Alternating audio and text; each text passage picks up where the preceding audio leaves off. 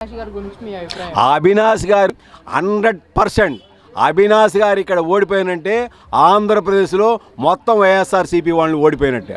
100% అవినాష్ అనే వ్యక్తి బ్రహ్మాండంగా పబ్లిక్ ఉపయోగపడుతున్నాడు. దాదాపు 30 నుంచి 40 వేలతో అవినాష్ అనే వ్యక్తి గెలుస్తున్నారు. అంత ప్రజలకు అంత స్వేచ్ఛగా మన ఈ రిటర్నింగ్ వాళ్ళు, ఈ రాణిగారి తోటలో రిటర్నింగ్ వాళ్ళు దాదాపు మేము కనిగిరి నుంచి విజయవాడకు 35 సంవత్సరాల నాడు వలస వచ్చాం. దాదాపు ఒక 20 సంవత్సరాల క్రితము ఆ అక్కడ కరకట్ట మాన్యువల్ చేసిన తర్వాత కరకట్ట పొంగి అసలు ఇవి వస్తే అసలు మనం బతుకుతున్నామా వెళ్ళిపోతున్నామా, ఎవరు ప్రజలు గుండెల్లో పరిగెత్తి తెల్లవాదులు పనిచేసి 1 గంటకు వచ్చి అసలు ఉంటామా వెళ్ళిపోతామని పిల్లల్ని సంఘం వేసుకొని వెళ్ళిపోయారు. మాకు 3 పిల్లలు ఉన్నారు. మా పిల్లల్ని మా బామద్దులు ఉంటే అక్కడెక్కడో కృష్ణలంకలు ఉంటే వాళ్ళని తీసుకెళ్ళి వేసి సామాన్ కట్టుకొని నేను కూడా వెళ్ళిపోయా. నాకు 2,000-3,000 డబ్బులు ఇంట్లో మర్చిపోయా. ఆ డబ్బుల కోసం వచ్చి నేను పైన డాబా వేసుకొని డాబా మీద పడుకుని ఉంటాం పోతామని అసలు ఎంత టెన్షన్ పడ్డారు, ఎంత ఇబ్బంది పడ్డారు, అది ఎంత పని. ఇవాళ దేవినేని అవినాష్ వ్యక్తి ఎంత శ్రమపడి ఇది ముఖ్యమంత్రి గారి దృష్టికి తీసుకెళ్ళి ఈ ఇన్వాల్వ్ అనేది ఎంత ఇంపార్టెంట్ అయిన విషయం. ఇది నీ సీనియారిటీని నువ్వేమి ఉపయోగించావు?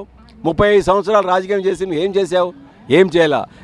అవినాష్ అనే కుర్రవాడు ఇలా ఎంత శ్రమ తీసుకొని ఈ రిటర్నింగ్ వాళ్ళనేది ఎంత శ్రమించాడు, ఎంత కష్టపడ్డాడు, ఆ ఫలితము ఆయన ఇవాళ గెలిపిస్తుంది. ఇమ్మీడియట్గా రియాక్ట్ అవుతాడు. మనం చెప్పిన సమస్య ఏదైనా ఇదే ఉంటే విత్ ఇన్ 1 అవర్లో సమస్యకు పరిష్కారం చూపిస్తున్నాడు. బ్రహ్మాండంగా ఉన్నాడు. వ్యక్తిగతంగా నేను ఉన్నాను, నేను చూశాను అనే వ్యక్తి.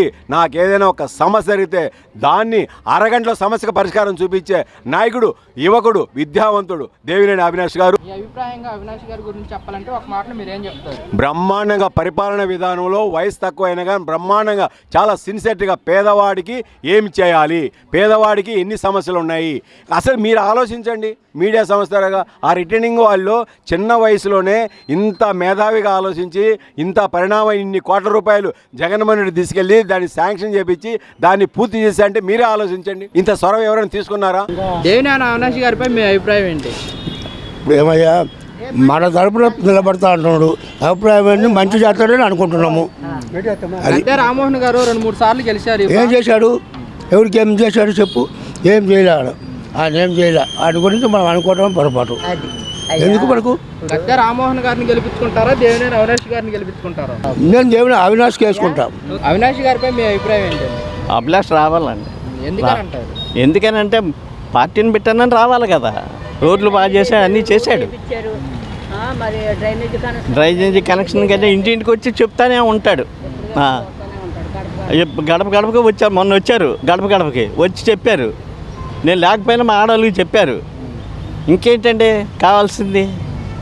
అవినాష్ గారు మీ సమస్య ఏదన్నా ఉంది అంటే మీతో ఎలా స్పందిస్తారు? ఆయన మాట్లాడతారండి.